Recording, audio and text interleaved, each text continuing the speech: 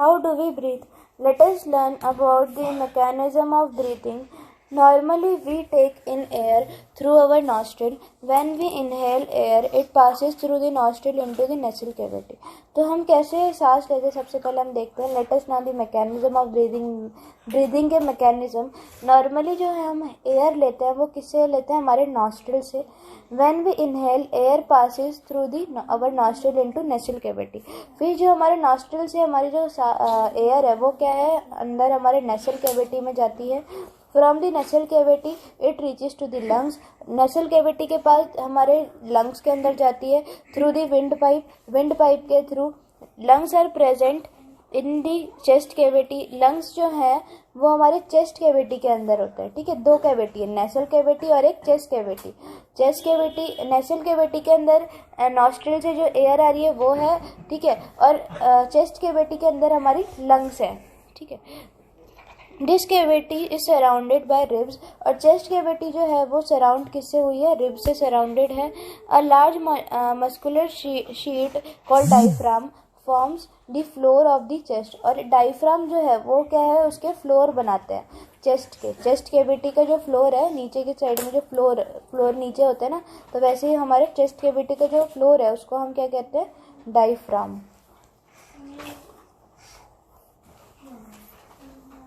During inhalation, ribs moves up outward and diaphragm moves down. तो inhalation के time जब हमें सांस लेनी होती है तो रिब्स हमारे क्या होते हैं, मूव्स आउटवर्ड बाहर की तरफ आते हैं, और डायफ्राम हमारा नीचे की तरफ फ्लैट हो जाता है. ठीक है, the moment increases space in our chest cavity and air rushes into the lungs. अब जो हमारी मूवमेंट है, increases space in our chest cavity. अब उधर पे खाली स्पेस हो गया तो वहाँ पे क्या है, एयर फटाफट अपना काम जो भी उसको करना है, जैसे chest cavity and air rushes into the lungs. और इसके बाद धीरे से वो लंग्स के अंदर चली जाएगी एयर. ठीक है, जैसे ही वो उसको जगह मिल गई अब लंग्स के अंदर जाने की, तो वो आराम से लंग्स के अंदर जा सकती है. The lungs get filled with air. अब लंग्स जो है वो हमारे पूरे एयर से भर गए हैं. ड्यूरिंग एक्सहेलेशन, अब एक्सहेलेशन जब होगा तो रिब्स हमारी क्या होगी, move down and inward while the diaphragm moves in the former position. अब जो डायफ्राम है वो अपनी नॉर्मल पोजीशन वापस ऊपर आ जाएगा, और जो हमारे रिब्स है वो क्या हो जाएंगे, थोड़े पीछे के साइड में चले जाएंगे. This reduces the size of the chest cavity. और इससे हमारा साइज क्या है, रिड्यूस हो जाता है चेस्ट कैविटी का. And air is pushed out of the lungs. और जो एयर है वो क्या है, जो एयर है वो बाहर हमारे शरीर से निकल जाती है या लंग से निकल जाती है. This movement in our body can be felt easily. Take a deep breath. और ये हमारे जब हम एक गहरी सांस लेते हैं तो उस टाइम पे हम ये आराम से महसूस कर सकते हैं. Keep your palm on abdomen. Feel that the movement of abdomen. What do you find. तो अब आपको अपने एब्डोमेन पे अपना हाथ रखना है और आपको फील करना है कि आप महसूस कर रहे हैं. After having learn and during breathing there are changes in the size of chest cavity. तो आफ्टर और बिफोर दोनों में अंतर है चेस्ट कैविटी के अंदर. एक में साइज बढ़ रहा है तो दूसरे में साइज क्या हो रहा है, डिक्रीज हो रहा है. Children got involve in the chest expansion competition. Everyone was boosting. अब smoking damages the lungs. Smoking is also linked to the cancer. तो स्मोकिंग जो है वो हमारा लंग्स को क्या है, बहुत ज़्यादा डेंजर में पहुंचा देते हैं. और स्मोकिंग से हमारे जो लंग्स है वो तो इफेक्ट होते हैं, और उसके साथ साथ हमें कैंसर होने की भी बहुत सारी चांसेस हैं. It must be avoided. तो हमें इसको स्मोकिंग को अवॉइड करना चाहिए और दूसरों को भी बोलना चाहिए.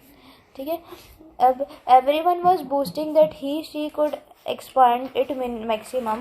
How about doing this activity in the class with your classmate. तो आपको ये डीप ब्रीथ वाली एक्सरसाइज क्या है, क्लास में करनी है. The air around us various type of unwanted particle. तो हमारे जो एयर है अराउंड अस उसके अंदर बहुत सारी तरीके के अनवांटेड पार्टिकल है, such as smoke, dust, pollen etcetera. We will inhale the particle gets trapped in the hair present in the nasal cavity.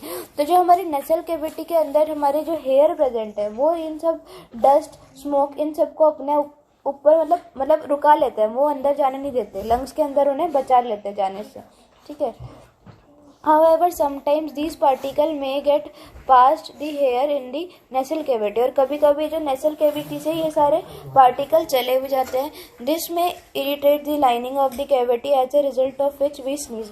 तो हमें जो छींक आती है वो किस कारण से आती है? जब ये पार्टिकल हमारे nasal cavity के हेयर से पास होकर अंदर चले जाते हैं हमारे लंग्स के अंदर, तो हमें उससे स्नीज आती है. स्नीज मतलब छींक आती है.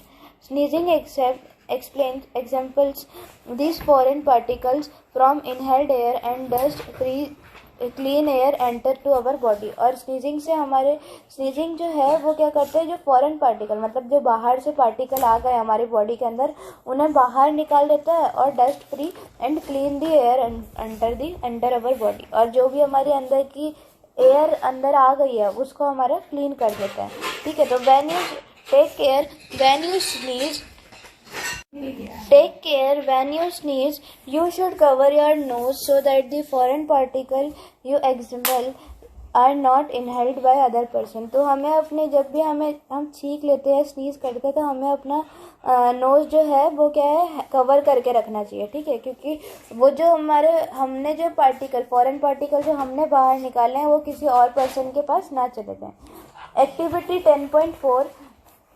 यहाँ पे हमारा एक डायग्राम है, उसमें क्या है देखो. पहले नेसल कैविटी पैसेज है, फिर उसके बाद ओरल कैविटी है, फिर फायरिंग्स है, ट्रैकिया है, और लंग्स है, रिब्स है, डायफ्राम है.